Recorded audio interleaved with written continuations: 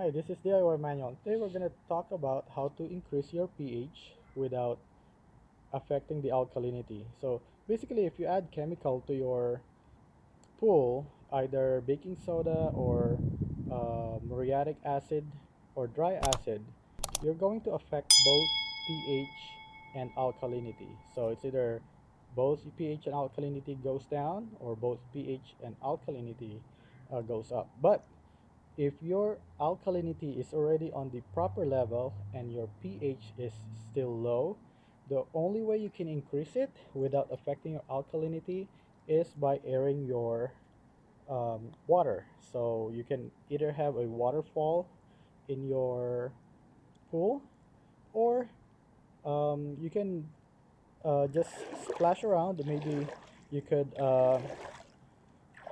put a fan and just let the air blow on the water, on the surface of the water, so it will keep moving like this.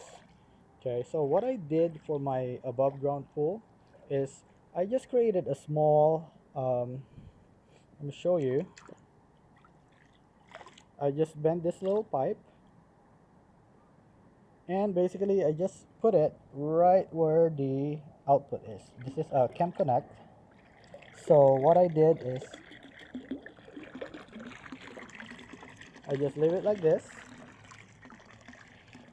and basically by creating that, it's kind of like a waterfall effect. So this will um, grab some air, and also it will going to continuously disturb the surface of the water. So if you do that, you're going to increase your pH level without affecting your alkalinity.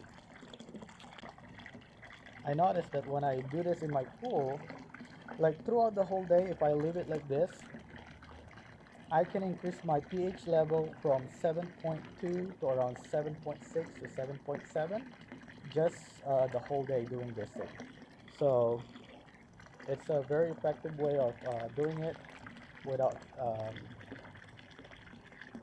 affecting the alkalinity and without using any chemicals. So this is a free thing that you can do to do it, to increase your pH level.